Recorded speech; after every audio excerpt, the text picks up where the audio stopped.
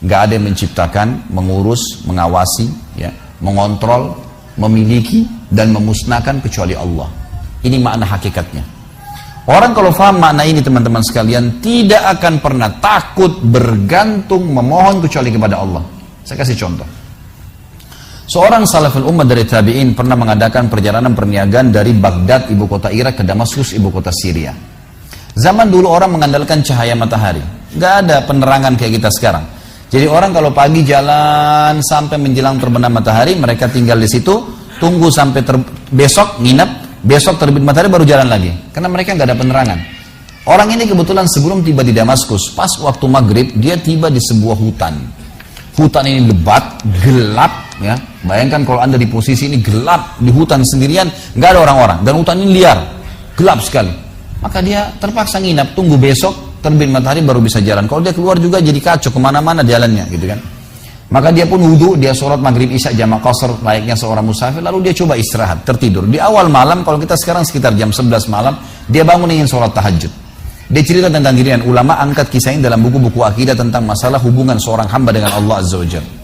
Yang terjadi teman-teman sekalian, pada saat dia sholat, dia bilang, selesai saya 2 rakaat pertama, saya ingin berdiri ke rakaat tahajud selanjutnya, tiba-tiba saja, di depan mata saya ada seekor harimau meraung dengan keras, siap menerkam saya.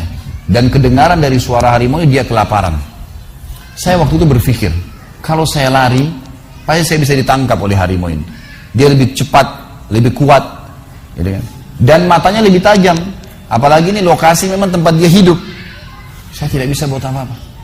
Maka dia bilang tiba-tiba saya teringat dengan Tuhan Allah Azza wa Jalla. Lalu saya berkata pada harimau tersebut. Dia berkata, wahai harimau, kalau seandainya Allah yang telah menciptakan kamu dan saya, ya, mengutusmu untuk memakanku, aku tidak akan melawan.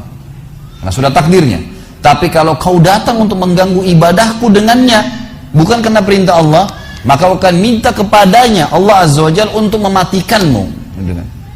Tiba-tiba dikatakan dalam kisah ini, orang saleh ini bercerita, harimau tersebut menundukkan pandangan matanya meninggalkan saya, tidak jadi memangsanya.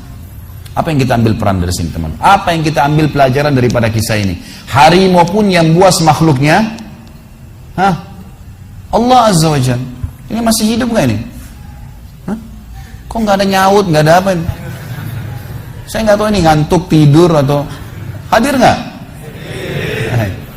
Ini rupanya di Bali orang suka senyap, ya. Jadi ternyata Allah Subhanahu Wa Taala menciptakan semuanya teman-teman sekalian. Ular kah, harimau kah, apa saja. Salah satu kebahagiaan seorang mukmin yang kenal Tuhannya adalah tidak akan pernah takut kepada raja zalim, kepada pasukan yang 10.000, 1 juta. Apa saja tidak akan pernah dia takutin, karena tidak akan mati kecuali ajalnya datang, gitu kan? Subhanallah, kisah Al-Ala Al-Hadrami, seorang sahabat Nabi yang mulia. Beliau pernah diutus oleh Nabi SAW untuk berperang. Begitu tiba di sebuah mulut hutan itu agak lebat, gitu kan? Begitu tiba di mulut hutan, beliau ingin menyeberang, tapi beliau utus dulu, ya, beberapa pimpinan pasukan, coba cek hutan ini bisa dilewatin nggak? Mereka kecek, setelah ngecek Gebaria mengatakan, wahai Amir, pemimpin nggak bisa lewati. Ini hutan terlalu lebat, juga kita tidak tahu di mana jalan keluarnya, penuh dengan hewan-hewan buas. Kalau anda paksakan lewat, pasukan anda akan habis. Apa kata beliau? Baiklah, setelah saya bertakbir 3 kali, ikutin saya. Maka beliau pun mendekatkan kudanya lalu berkata, berteriak dengan suara keras, wahai semua yang ada di dalam hutan ini, yang mendengarkan suara saya atau tidak mendengarkan suara saya, kalian tahu kami siapa?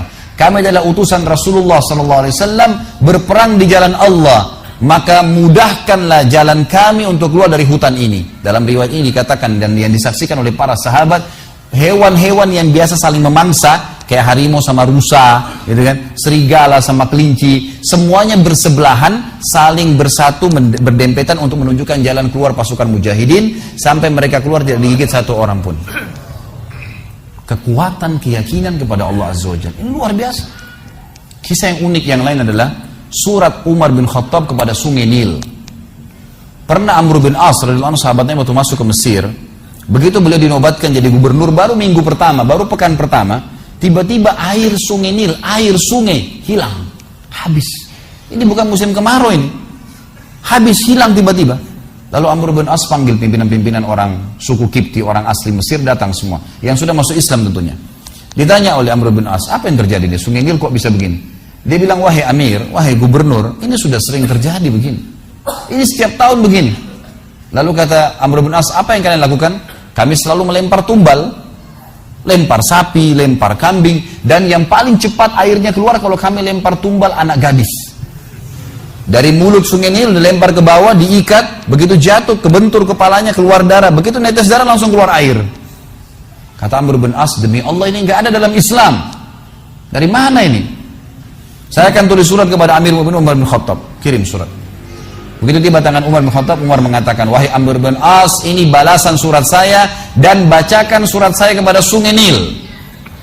Suratnya dari hamba Allah Umar bin Khattab, gitu kan, kepada Sungai Nil. Kalau seandainya selama ini kau mengalir karena tumbal yang dilemparkan kepadamu, hai Nil, kami tidak ingin kau mengalir selamanya. Tapi kalau kau mengalir atas nama Allah Al-Jabbar yang Maha Perkasa, maka mengalirlah dengan atas nama Allah itu. Semenjak itu air Sungai Nil keluar tidak pernah hilang sampai sekarang. Ternyata permainan syaitan menyesatkan manusia. Coba bagaimana kekuatan akidah seseorang yang sudah mengenal Tuhannya Allah Azza wa Jalla.